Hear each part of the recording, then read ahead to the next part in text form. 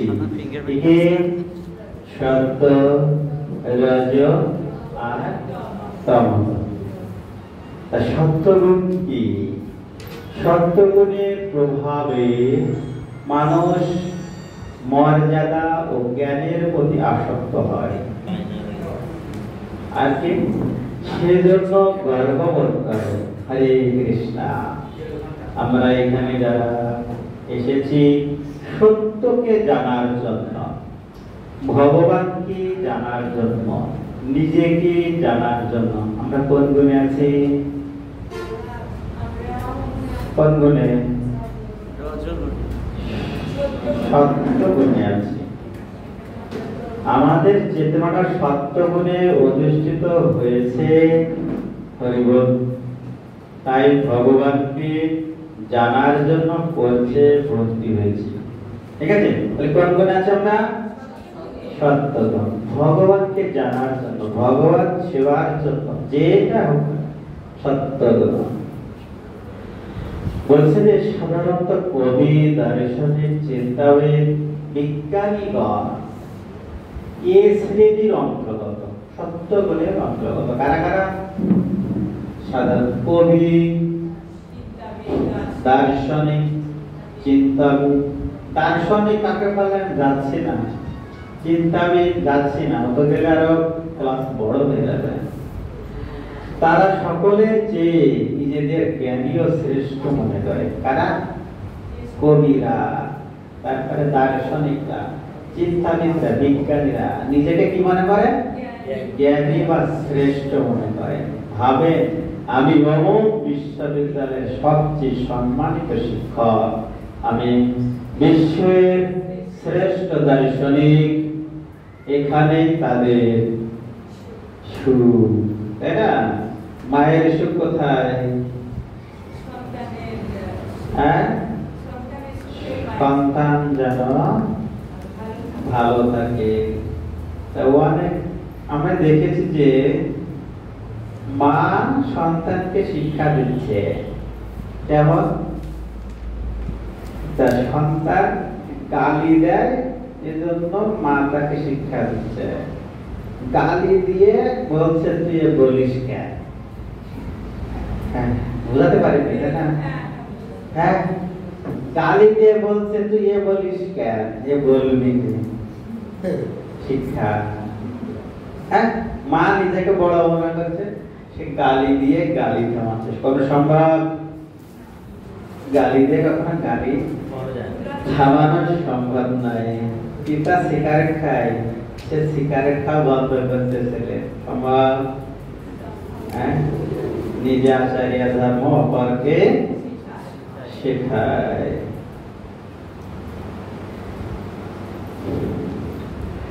রজগুণের প্রভাবে নরনারী নারীর মধ্যে পারস্পরিক আকর্ষণ বৃদ্ধির ফলে মানুষ সংসারে নিমজ্জিত হয়। হ্যাঁ, কি বল? আমাদের রজগুণ নেই, তাই তো? হ্যাঁ, আচ্ছা, রজগুণের প্রভাবে নর-নারীর মধ্যে পারস্পরিক আকর্ষণ বৃদ্ধির ফলে মানুষ সংসারে নিমজ্জিত হয়। ভোগ বাসনা প্রবল থাকে, সুন্দরী স্ত্রী অধিক অল্প বিষয়ে বেশি বেতনে চাকরির জন্য মরিয়া হয়ে ওঠে। সকল কর্ম প্রবৃত্ত হয়ে কৃতিত্ব দেখানোর চেষ্টা করে, ক্ষমতা অর্জন করে, সকলের উপর প্রভুত্ব করতে চায়। ধনং দেহি পুত্রং দেহি, কোথায় পাঠ করেছি?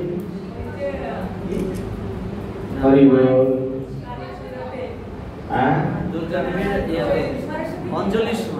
সরস্বতী পূজায়, দুর্গা পূজায়, কালী পূজায় কি দেখেছি? ধনং দেহি পুত্রং দেহি জ্ঞানং দেহি, আর কি কি চাই? ঠিক আছে, সব দেহি, দে মা দে, তাই না? আর আমরা সকালে উঠে কি পাঠ করি? কি পাঠ করি? শিক্ষাশ্রম। কি পাঠ করি? হ্যাঁ, না ধানম না ধনম না ধানম না জানম না আমরা সুন্দরী নারী চাই না, সুন্দরী গাড়ি চাই না, বাড়ি চাই না, এরকম ধন চাই না, এগুলো আমরা চাই না। সকালে চাই না, দুর্গায় পূজায় চাই, এরকম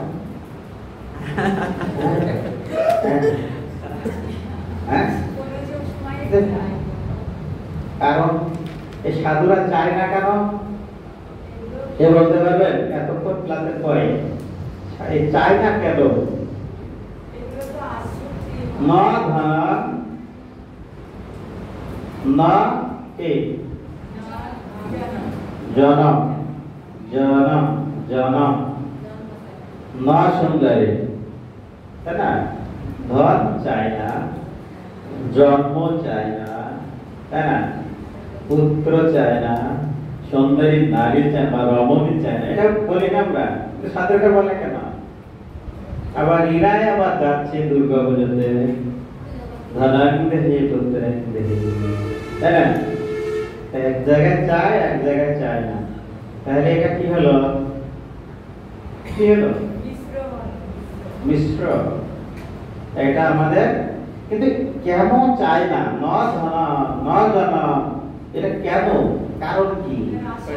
ক্ষণস্থায়ী, ক্ষণস্থায়ী দুঃখের কারণ।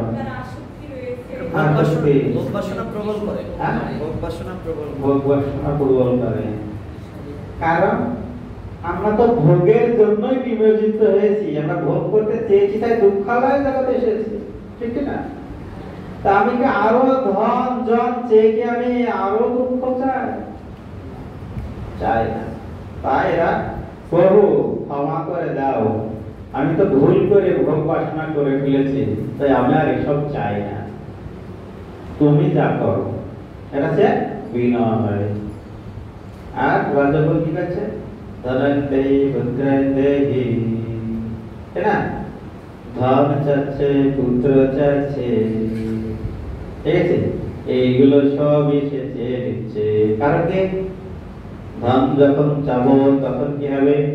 পুত্র যদি জন্মায়, সেই পুত্র ধন নষ্ট করার জন্য আসবে, ঠিক আছে? তো এইগুলো হচ্ছে ভোগের বস্তু। তো ভোগের বস্তু কার? সকল ভোগের বস্তু কার? কার? ভগবান। কারণ ভগবান আছে পরম ভোক্তা, ঠিক আছে? তো এগুলো আমার চাওয়া নয়। আজকে থেকে কি চাবো? বলি আমরা টাকা না থাকলে কি আপনি কি দিয়ে যাবেন? ঠিক না? ভগবানই দেয়। তাহলে কি হচ্ছে? সকল কর্মে প্রবৃত্ত হয়ে কৃতিত্ব দেখানোর চেষ্টা করি, ক্ষমতা অর্জন করি, সকলের উপর প্রভুত্ব করতে চাই। করব রজত গুণ, রজগুণ চাই সকলের প্রভুত্ব করতে, ঠিক আছে? রজগুণের প্রভাবে প্রভুত্ব করতে চায়। এটা আমার ক্লাস, তুমি নিশা কেন? এটা আমার বাড়ি,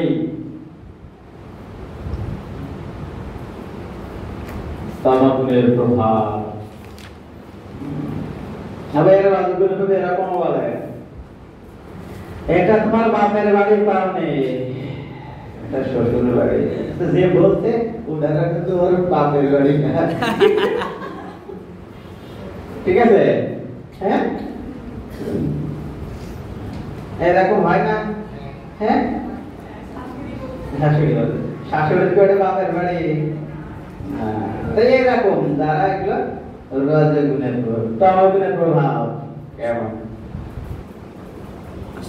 নেশা, নিদ্রাসক্ত, প্রমাদঞ্চ, অলস লোকেরা তমগুণের দ্বারা আসক্ত। নেশা ও বদ অভ্যাস ত্যাগ করা তাদের পক্ষে অত্যন্ত কঠিন হয়ে দাঁড়ায়। তমগুণের দ্বারা আসক্ত মানব জীবনে সর্বদাই দুঃখ পূর্ণ, দুঃখ পূর্ণ। তারা নেশাগ্রস্ত, নিদ্রাসক্ত, প্রমাদান্ত, অলস, অলস লোকেরা তমগুণের দ্বারা আসক্ত, নেশা বদ অভ্যাস ত্যাগ করা তাদের পক্ষে অত্যন্ত কঠিন। হ্যাঁ, হরে কৃষ্ণ।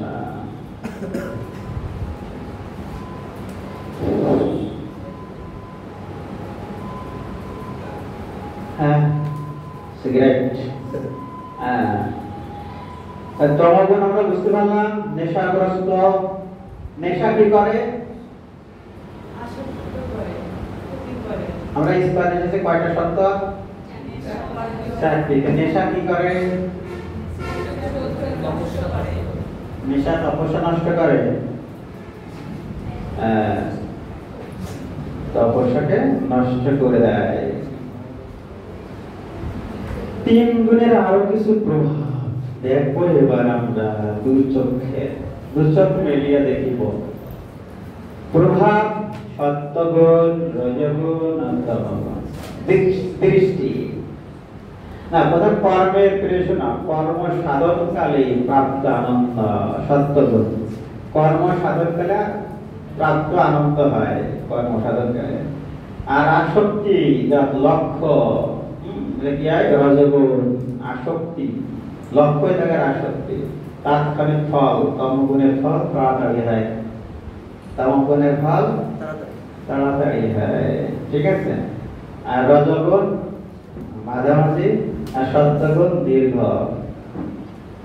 তাহলে সত্যগুণের ফল যদি দীর্ঘ হয় আর তমগুণ যদি ক্ষণস্থায়ী হয়, তাই না? দেখবেন যে নেশা করার সাথে সাথে তার নেশা আসক্ত হয়ে মাতলামি করা শুরু করে। কত সময় লাগে?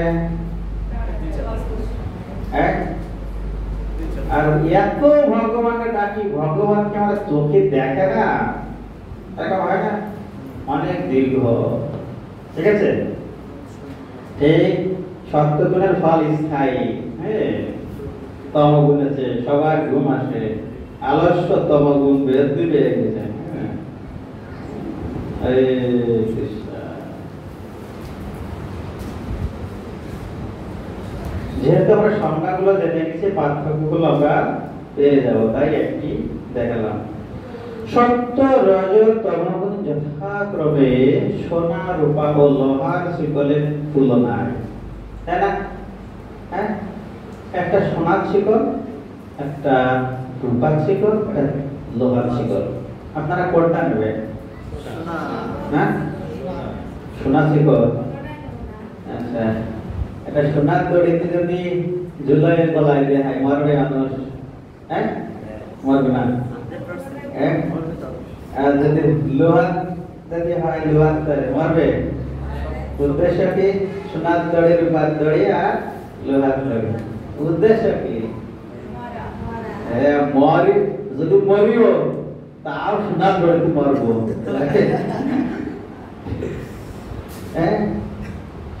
এরকম শিকল। শিকল মানে বন্ধন। আপনি যেখানে থাকেন না কেন, বন্ধন। দেবতারা বন্ধন, কর্মবন্ধনে আবদ্ধ, আমরাও কর্মবন্ধনে আবদ্ধ, যারা জীব আছে তারাও কর্মবন্ধনে আবদ্ধ। দেবতারা সোনার শিকল, মনুষ্যরা রূপার শিকল, আর জীবরা লোহার শিকল। ক্লিয়ার? ক্লাসটা স্লাইড শেষ।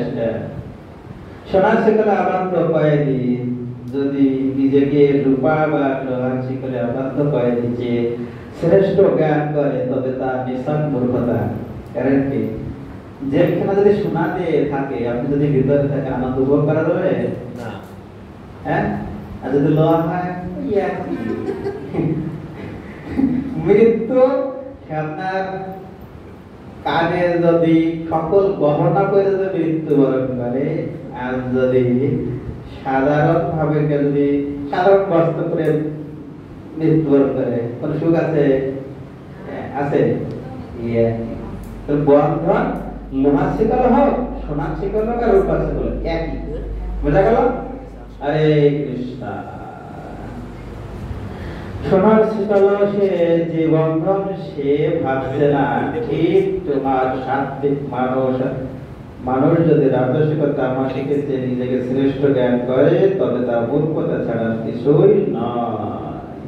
সুন্দর একটা শিকল দিয়েছে।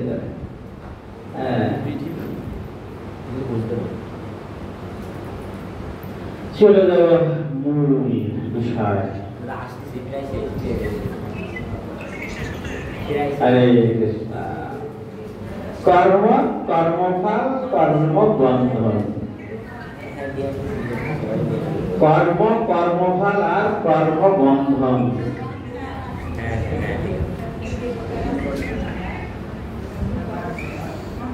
কর্মফল কি? আমরা যদি কাজ করি তার বিনিময়ে যেটা পাই সেটা কি? কর্মফল। কর্মফল বুঝাতে পারলাম? দেবরাজ বাবু বুঝাতে পারছে? হরিবল।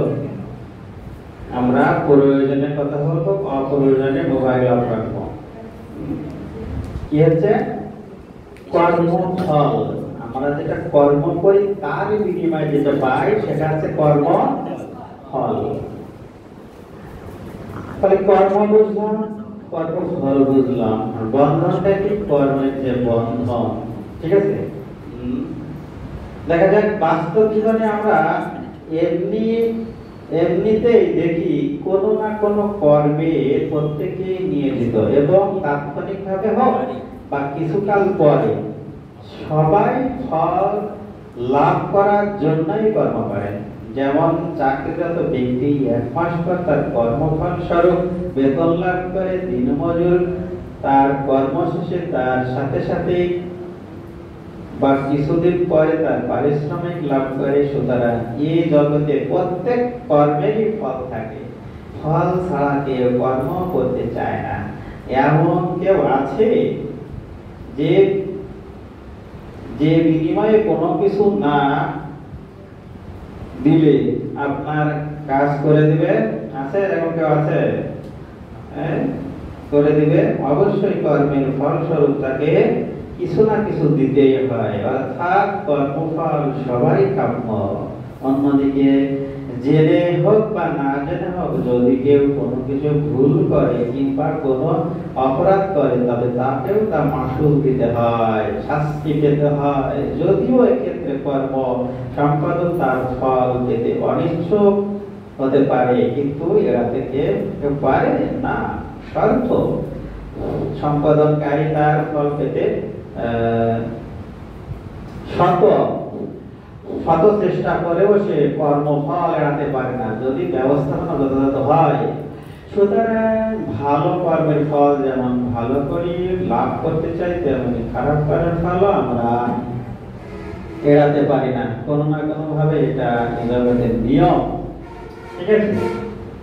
কর্মকে আমরা বুঝে গেছি, কর্মফল বুঝে গিয়েছি, কর্মবন্ধন বুঝে গেছি। ক্লিয়ার? এর ভাই ক্লিয়ার? হ্যাঁ ক্লিয়ার। হ্যাঁ সবাই কমনে শিখে গেছে স্যার। এটি ইংরেজি পড়ায়। হরে কৃষ্ণ। টেন্সের ভাষায় আমরা যদি বসেও থাকি সেটাও নাকি কর্ম। হ্যাঁ ঠিক না? হ্যাঁ যদি ঘুমাই তাও সেটা নাকি কর্ম। ঘুমালে কি টাকা দেয়? ফল আছে, সেটাও কর্ম। আবার যদি বসে থাকে তাও কর্ম। আবার যদি কাজ করতে হয় সেটাও কর্ম। টাকা দিলেও কর্ম, না দিলেও কর্ম। কেমন? ঠিক আছে? প্রত্যেক কর্মের ফল অবশ্যই থাকবে। আমরা যদি বসে থাকি সেটাও কর্ম, তারও ফল আছে। আমরা যদি ঘুমাই তারও ফল আছে। প্রত্যেকটা কর্মই তার আছে ফল। কর্ম কি?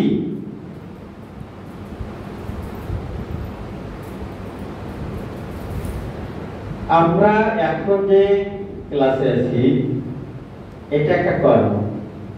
এই কর্মের ফল কি? আমি ভগবানকে জানতে পারবো। ভগবানকে জানার পরে আমরা মূলত ভগবানকে জানতে পারবো। এই কর্মের ফল আছে এটা। আর যদি না জানতে পারি সেটা আমার ব্যর্থতা। আমি এখানে থেকে যদি ভগবানকে জানতে পারি সেটা আমার সফলতা। বুঝা গেছে? আমরা মনে করি যদি চাকরি করি কোথাও, যদি যেখানে আমি চাকরি করবো মাস শেষে আমার একটা স্যালারি দেবে, সেটা আছে কর্ম ফল। আর কর্ম বন্ধন তখনই হবে ওই যে চাকরির যে স্যালারিটি পেলাম ওইটা যদি ভগবানের সেবায় যদি যুক্ত হয় তাহলে কর্মবন্ধন মুক্ত। আর যদি ভগবানের সেবায় যদি যুক্ত না হয় সেটা কর্মবন্ধন। কারণ ওই টাকাতে যদি আমি ফুলকপি কিনলাম, ফুলকপি কিনে ভগবানকে না দিয়ে আমি নিজে ভক্ষণ করলাম, ওটা কর্মবন্ধন হয়ে গেল। আর যদি ওটা যদি ভগবানকে রান্না করে ভগবানের উদ্দেশ্যে ভগবানকে নিবেদন করা হয়, ওই কর্মের ফল কে নিল? ভগবান। আমি যে টাকা পেয়েছিলাম সেটা তো ফল, সেই ফল দিয়ে সেই অর্থ দিয়ে যা কিনলাম সেটাও কর্মফল, সেটা কাকে দিলাম? ভগবান অর্পণ করলাম। তাহলে এটা কর্ম কে ভোগ করলো? সর্বশেষ ভোক্তা কে? ভগবান। আর আমি ভোগ করতে চেয়েছিলাম তাই আমি এখানে পতিত হয়েছি, ঠিক কি না? তাই আমি যদি প্রত্যেকটা যদি আমি গ্রহণ করি তাহলে কর্ম বন্ধন হচ্ছে নাকি কর্ম মুক্ত হচ্ছে? কোনটা? বন্ধন হচ্ছে। আমরা যতক্ষণ না পর্যন্ত আমার কর্মের ফল ভগবানকে অর্পণ না করছি ততক্ষণ পর্যন্ত আমরা কর্ম বন্ধনে আবদ্ধ। ক্লিয়ার? ভালো করে বুঝতে হবে। চাকরি করি, বেতন পাই, সেই বেতনের অর্থ আমি কি করে আমার পিছনে ব্যয় করছি নাকি ভগবানের পিছনে? যদি ভগবানের পিছনে হয় তাহলে সেই কর্মের ফলটা ভগবান ভোগ করছে। আর যদি আমার পিছনে ব্যয় করি তাহলে সেটা আমি ভোগ করছি। আর আমি এখানে নিজে ভোগ করার জন্য নিজে ভোগ করতে চেয়েছি, তাই ভগবান আমাকে এখানে পতিত করেছে, বন্ধনে আবদ্ধ হয়েছে মায়ায়। তুমি বুঝতে পেরেছি? আমি ভোগ করব কর্মবন্ধন, ভগবানকে অর্পণ করব কর্মবন্ধন মুক্ত। ক্লিয়ার? বোঝা যায়নি? Clear sir. হ্যাঁ ক্লিয়ার। আপনি তো ক্লিয়ার দ্রুত যাবেন তাই। Anyway clear? ক্লিয়ার না? আমরা যে অর্থ ইনকাম করি সেই অর্থ দিয়ে যা ক্রয় করি সেটা যদি ভগবানের উদ্দেশ্য হয়, কারণ সকল কিছুর ভোক্তাকে ভগবান শ্রীকৃষ্ণ। ভগবানকে যখন অর্পণ করবো আমার যে কর্মের সেই ফলটা কে ভোগ করলো? ভগবান। আর তখন ভগবান খুশি হয়ে যেটা আমাকে ফেরত দেবে এটা হচ্ছে প্রসাদ। সেটা আমি যখন গ্রহণ করবো আমার কোনো অপরাধ থাকবে না। আর যখন আমি যখন ক্রয় করে আমি গ্রহণ করবো ভগবান ব্যতীত, তখন এটাকে সেই কর্মটা বন্ধনে আবদ্ধ হয়ে যাবো আমি। তখন আমি ভোক্তা হয়ে যাচ্ছি। যখন আমি ভোক্তা তখন আমি অপরাধী। পরম ভক্ত তো ভগবান শ্রীকৃষ্ণ। বোঝা যাচ্ছে না? তবু বলবো কোন ক্লাসে পড়েন? Honours first year. চাকরি করবেন? উদ্দেশ্য চাকরি করা আছে কিনা? করবেন চাকরি। চাকরি করে সে অর্থ কি করবে? চাকরি করে সে কাজ অবশ্যই ভগবানের উদ্দেশ্য কাজ করবে। ভগবানের উদ্দেশ্য আমরা কাজ করে কি কাজ করব? মন্ত্রে দান করে দেবো সব। আরে মন্ত্রে দান করে দেবো, তাহলে আমি খাবো কি? ঠিক কিনা? ওটা নয়। বলা যদি সেই অর্থ ভগবানের সেবা, অর্থাৎ আমি সাধু হয়ে যাবো, যে কি করবো? যা ক্রয় করবো ভগবান যা পায় সেটা রান্না করে ভগবানকে অর্পণ করবো, আমি নিবেদন করবো। নিবেদন করে নিবেদিত বস্তু ভগবান পাওয়ার পরে সেটা আমি পেলে সেটা আমি কর্মবন্ধন মুক্ত, আর না হলে কর্ম বন্ধনে আবদ্ধ হলো। মাথাতে বুঝতে পেরেছে? হ্যাঁ, প্রভু কাছে বুঝাবে।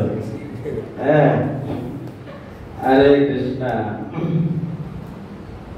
বোঝা যাচ্ছে নাকি আবার রিপ্লে করবো? মূল বিষয় তো এটা, কর্মবন্ধন থেকে মুক্তি।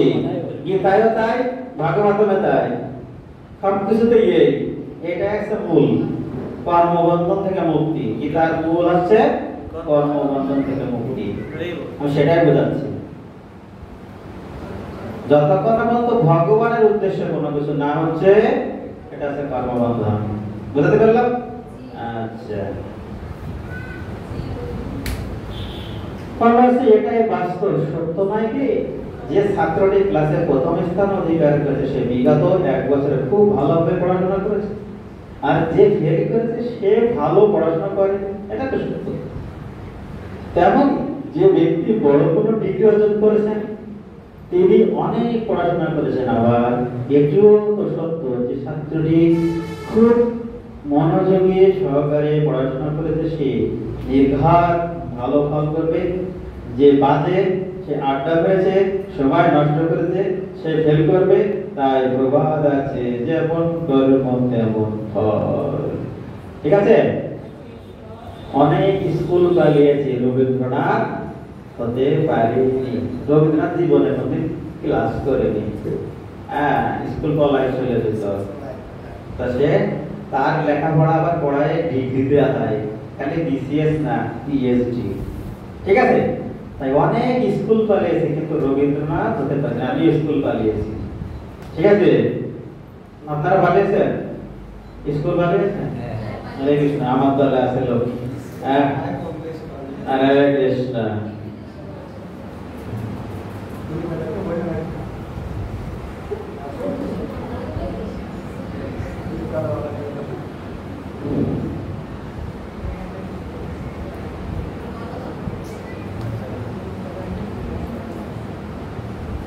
এই শেষ হয়ে গেল।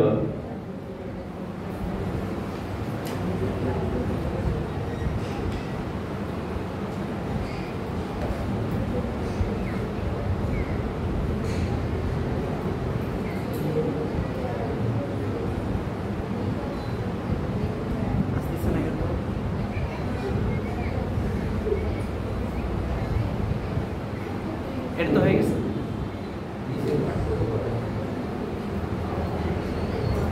হরে কৃষ্ণ।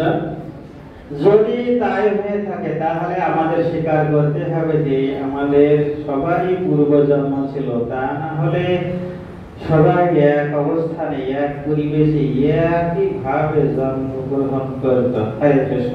এখানে বলা হচ্ছে, একটু আগেরটা না পড়লে হবে না, আমরা একটা মিস করে ফেলেছি। হ্যাঁ, সকল কর্মের বাস্তবতা বিচার করে বর্তমান অবস্থায় দেখাও আমরা যে কারোর অতীত ভবিষ্যৎ সম্বন্ধে ধারণা করতে পারি।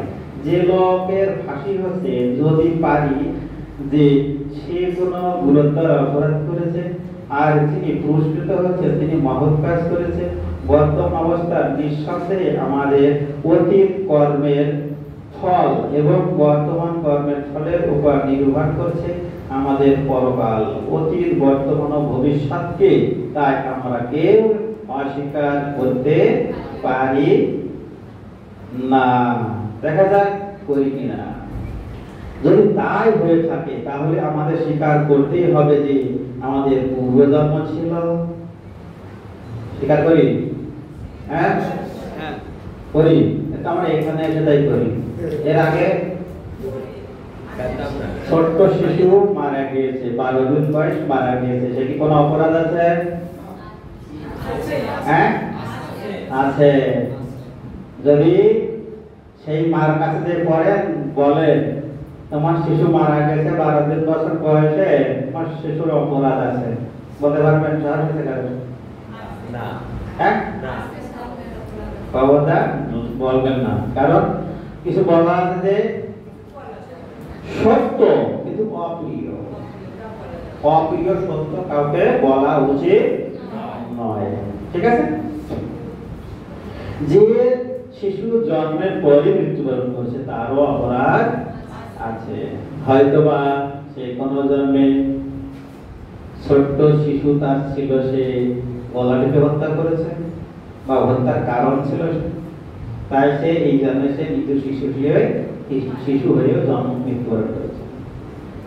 অনেকে দেখা যাচ্ছে ভ্রূণ হত্যা বা গর্ভ হত্যা হয়, সে শিশুর কি অপরাধ নাই? সে তার পিতামাতার দ্বারা কেন মৃত্যুবরণ করছে? ভ্রূণ হত্যা হিসেবে হত্যা হচ্ছে। কারণ কি? সে যখন গত জন্মে যখন মানুষ ছিল, তখন সে তার নিজের সন্তানকে অর্থাৎ ভ্রূণ হত্যা করেছে, তাই সেই ভ্রূণে হত্যা হচ্ছে। বিষয়টা ক্লিয়ার? কেন আমরা দুঃখ পাচ্ছি? যেমন কর্ম তেমন ফল। আমি 1 লক্ষ, শাস্ত্রে আছে 1 লক্ষ ছাগল বলি দিলে স্বর্গ প্রাপ্ত হবে। 1 লক্ষ ছাগল বলি দিলে স্বর্গে যাবে, ঠিক আছে, কিন্তু স্বর্গভোগ করার পরই তাকে ছাগল হতে হবে। 1,00,000 বার ছাগল হবে, আর ওই ছাগলগুলো মানুষের তাকে হত্যা করবে 1,00,000 বার। শর্ত হচ্ছে এটা, ঠিক আছে? আজকে যে পশু হত্যা করছে, আগামী দিন তাকে পশু হতে হবে, আর তাকে সে মানুষের তাকে হত্যা করবে, ঠিক আছে? যেমন কর্ম তেমন ফল। তাই আমাদের ইস্কন বা সাধুতে আসলে এখানে 4টে নীতি। প্রথমটা কি? আমিষার বর্জন, কারণ জীবকে হত্যা বন্ধ করা। ক্লিয়ার? আমি বল, আমি কি বোঝাতে পারলাম যে আমাদের স্বীকার করতে হবে পূর্বে জন্ম আমাদের ছিল, তা না হলে সবাই একই অবস্থায় আমাদের পূর্বের জন্ম আমাদের নাই থাকে। ভালো করে বুঝতে হবে, আমার পূর্বের জন্ম নাই থাকে তাহলে কোনো কর্মফল নেই, আছে? নেই। তাহলে সবাই তো সবাইতে একরকম দেখতে হওয়ার কথা, আমাদের কোনো দোষ নেই তো আমাদের একরকম দেখতে। সবাই তো একই বাড়ি থাকার কথা, সবার 5তলা বাড়ি থাকবে, তাকে আছে সবাইকে একই চাকরি করে, সবাই একই অবস্থা, সবার বাবা কি কোটিপতি, তাই অবশ্যই আমাদের আগে জন্ম ছিল। বুঝাতে পেরেছে? বল, বুঝাতে পেরেছে।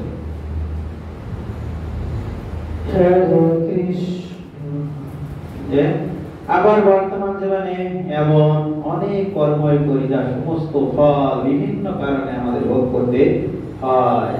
ক্লাস পড়ানো হয়ে গেছে। পুণ্য শেষের কথা ছিল, পুণ্য পাপ কর্ম এর ফল ভোগ। পুণ্য করলে স্বর্গে, পাপ করলে নরকে, ঠিক আছে? সুকৃতি করলে ক্লিয়ার? বলতে পেরেছে? কয়টা গন্তব্য? 3টা। পুণ্য করলে স্বর্গ, পাপ করলে নরকে, আর সুকৃতি অর্জন করলে বৈকুণ্ঠে।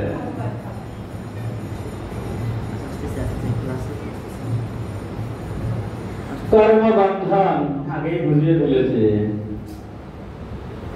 কর্ম করলে তার ফল উৎপন্ন হয়, ঠিক তেমনি বীজ রোপণ করলে এক সময় তা ফল দান করে। কোনটি শীঘ্রই, আবার কোনটি দেরিতে। দেখেন, হ্যাঁ, টমেটো গাছ লাগালে কয়দিনে ফল পাওয়া যায়? হ্যাঁ, টমেটো গাছ 3 মাসে ফল পাওয়া যায়। আর নারকেল গাছ, নারকেল গাছ 3 মাসে টমেটোই পাওয়া যায়, আর নারকেল গাছে 3 বছরে তাও ফল লাগে না, ঠিক আছে? ঠিক তেমনই ভাবে যারা কিছু অংশ এখানে ভোগ করছি, কিছু পরে অবশ্যই ভোগ করতে হবে। কর্মফল এর সাথে সাথে বাসনা থাকে, সংস্কার থাকে, অহংকার থাকে, এইগুলো আমরা অলরেডি করে ফেলেছি।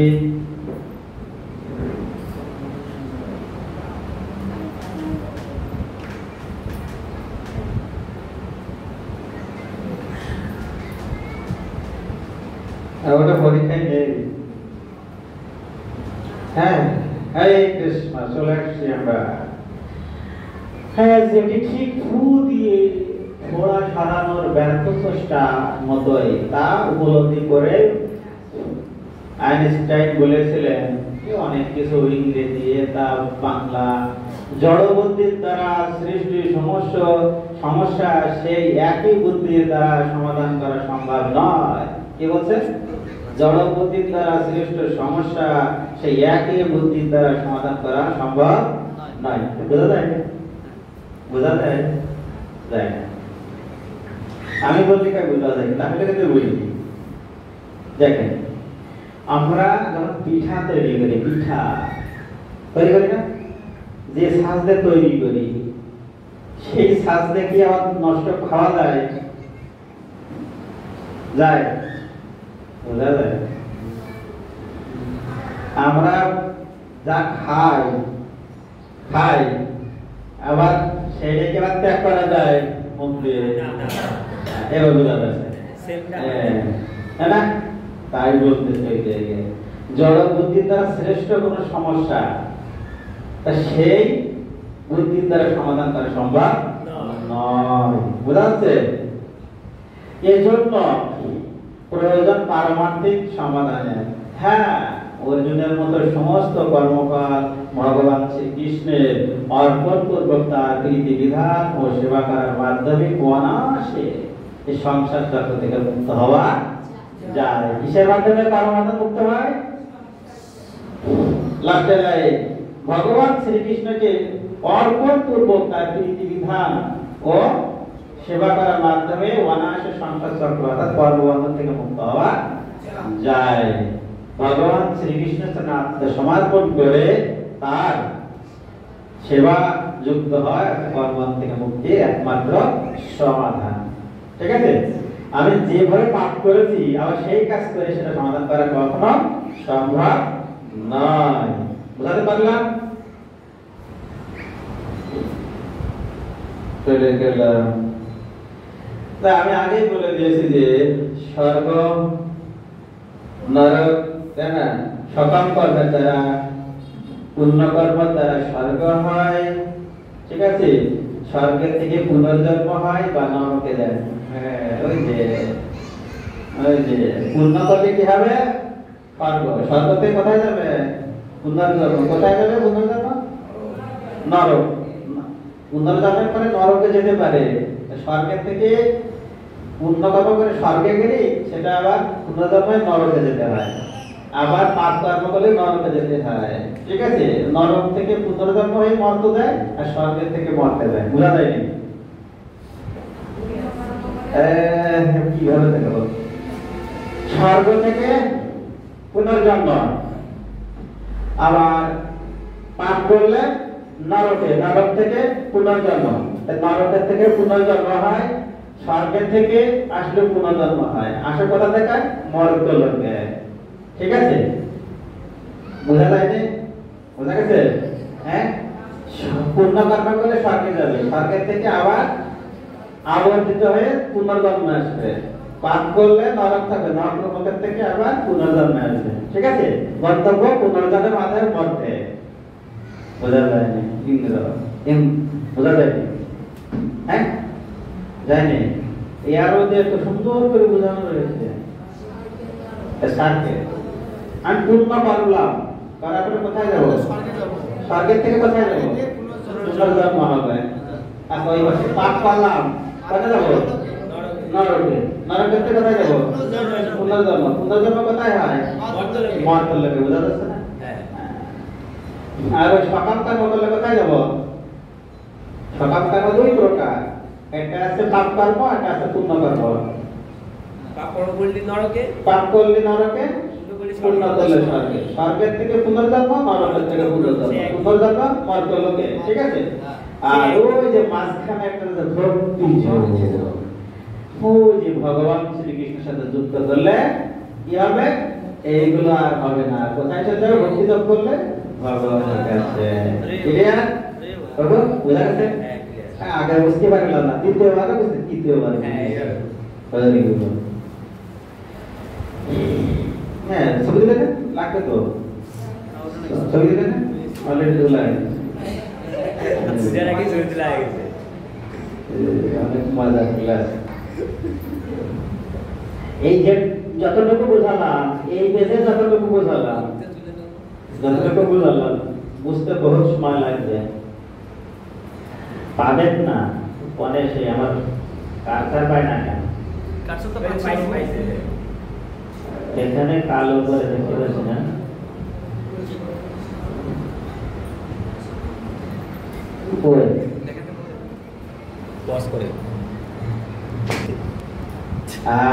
পুনর্জন্ম দৃষ্টান্ত শোকা দেখেছি কেউ? হাতে নিয়ে দেখেছি কেউ? কেউ দেখেছি হাতে নিয়ে? এই শুয়োপোকা চিন্তা করে কি কখন প্রজাপতি হব। ঠিক আছে? শুয়োপোকার দেহ পরিবর্তিত হয়ে প্রজাপতি দেহে রূপান্তর হয়, পুনর্জন্মে যায়। ঠিক আছে? শুভকা সবসময় চিন্তায় বা ধ্যানে থাকে যে কখন আমার পাখা গজাবে। এই ধ্যানে তার পাখা গজায়, গজানোর পরে সে শুভকা থেকে কি হয়? প্রজাপতি। এখানে প্রজাপতির জন্ম কোথা থেকে? শুভকা। শুভকা থেকে। ক্লিয়ার? এই যে এই যে শুভকা এখন ঝুলে থাকতে দেখেছেন কেউ? হ্যাঁ। কাজে গেছে। হরে কৃষ্ণ।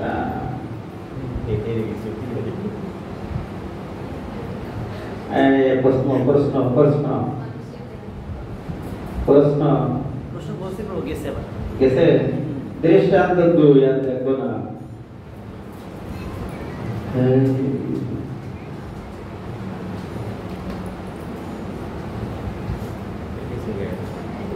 না, এগুলো দরকার নেই।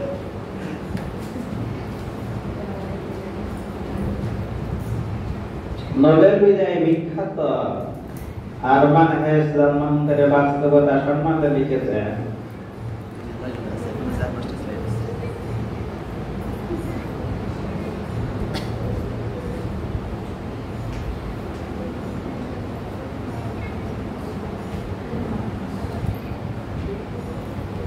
কটা হয়েছে?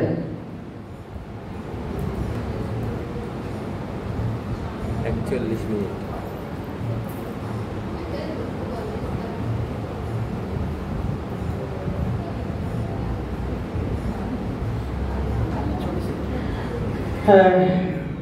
ভাগবতে ভরত মহারাজের জীবনীকে পুনর্জন্মের বিবরণী আছে। সেখানে বর্ণনা করা হয়েছে যে ভারত মহারাজ হরিণ শিশু চিন্তা করতে করতে মৃত্যুর পরে হরিণের দেহ প্রাপ্ত হয়েছিলেন। তার হরিণ দেহ নাশ হলে তিনি পুনরায় মানুষ হয়ে জন্মগ্রহণ করে নির্বোধের ন্যায় তিনি কিন্তু অত্যন্ত সাবধানতার সাথে জীবন নির্বাহ করতেন, যাতে তার জগতের আর কোন বস্তুর প্রতি আসক্ত হতে না হয়। এই কি মহারাজ? ভরত মহারাজ ছিলেন একজন মুনি ঋষি। তিনি একটা হরিণ শিশুকে পেয়েছিলেন। সেই হরিণ শিশুটার মা ছিল না, বাবা ছিল না। তাই তিনি ভাবতেন যে এত অবলা জীব, একে দেখবে। তাই তিনি হরিণ শিশুটিকে মানুষ করতে থাকেন, অর্থাৎ ছোট থেকে বড় করতে থাকেন। মানুষ হয় না, ছোট থেকে বড় করা, লালন পালন করতে শুরু করলেন। এক সময় ভারত মহারাজ মৃত্যুবরণ করবেন, তার সময় হয়ে গেছে, বয়স হয়ে গেছে।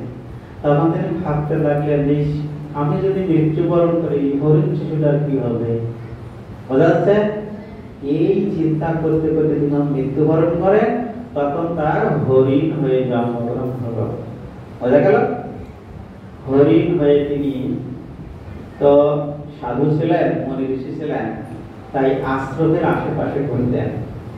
সেখানে তিনি কোনো কাঁচা পাতা খেতেন না, কোনো ঘাস খেতেন না।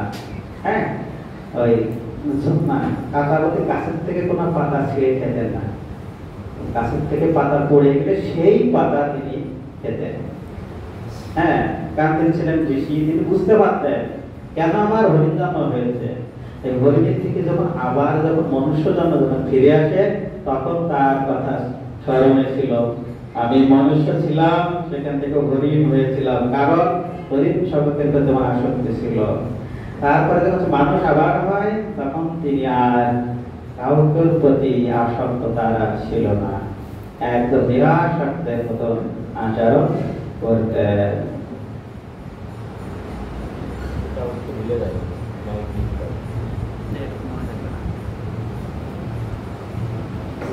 কি হচ্ছে? হ্যাং হচ্ছে না, কি স্লাইড আসছে না? এরপর দিন একটা স্ন্যাক চেঞ্জ নিয়ে আসতে হবে। রাইট? স্ন্যাক চেঞ্জ করার জন্য একটা ইগো হবে। মানে কি হবে না? রেজিস্টার প্রোগ্রাম চলছে। অত্যন্ত নির্বোধের মতো চলতেন বলে তার নাম আছে জড়ভর। তার নাম কি ছিল? জড়ভর। আমরা মানুষটা তাকে বলতে জড়ভর।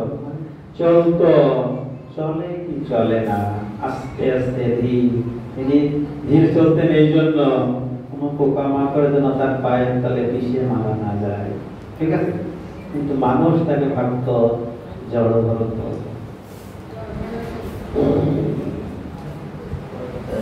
কিভাবে কর্ম করলে স্লাইডটা চলে আসছে আমরা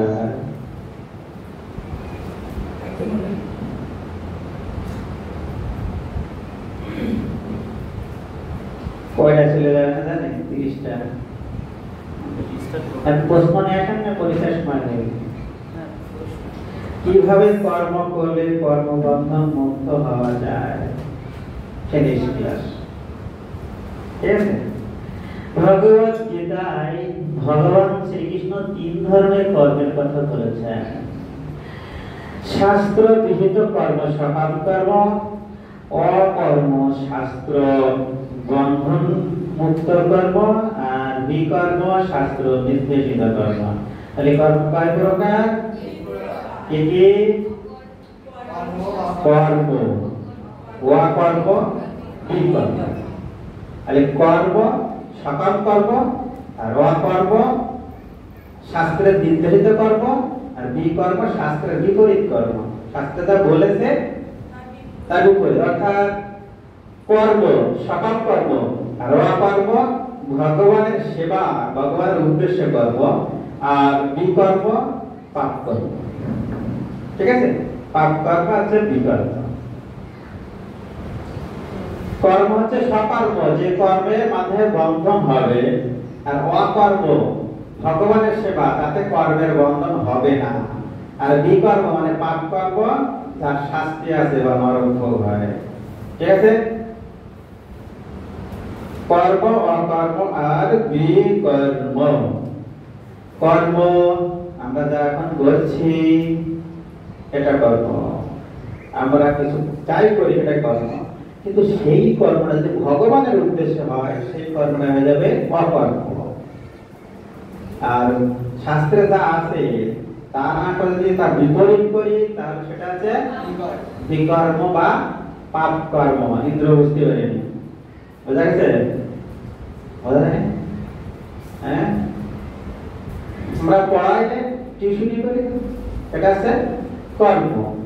তার থেকে যে অর্থটা পাই সেই অর্থ দিয়ে যদি ভগবানের ভোগ দিয়ে তারপরে যদি আমি পাই সেটা হচ্ছে অকর্ম। ভগবানের ভোগ দিলে এটা অকর্ম। আর ওই টাকা দিয়ে যদি আমি বিড়ি কিনে খাই সেটা হচ্ছে বিকর্ম। বুঝাতে পেরেছি দেবরাজ? বুঝা যায়নি? আমি বাবার কাছে টাকা নিলাম, ঠিক আছে, সেই টাকা আমি ভগবানের সেবায় লাগাতে পারি, আবার অকর্ম অর্থাৎ বিকর্ম অর্থাৎ পাপ কর্ম লাগাতে বিড়ি কিনতে পারি। এটা আমার ব্যক্তিগত বিষয়, টাকাটা তো আমার। ঠিক আছে? যদি সেটা ভগবানের সেবায় লাগাই, তাহলে সেটা হচ্ছে অকর্ম। আর যদি পাপ কর্ম অর্থাৎ নেশার দিকে যায় তাহলে এটা হচ্ছে পাপ কর্ম। বোঝা গেল?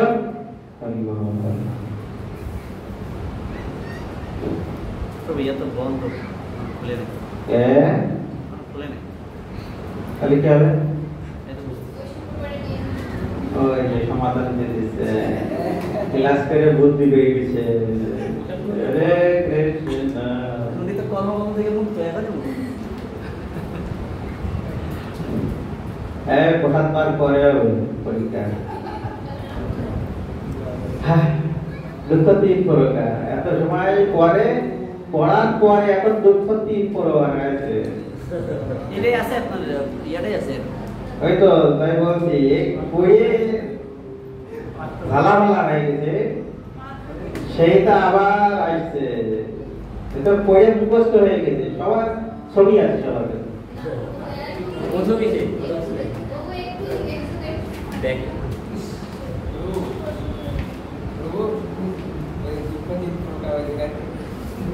হ্যাঁ, প্রথম ক্লাসে তো এটা করালাম।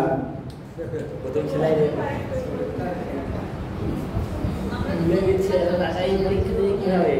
এই হয়ে গেছে, শেষ। হরে কৃষ্ণ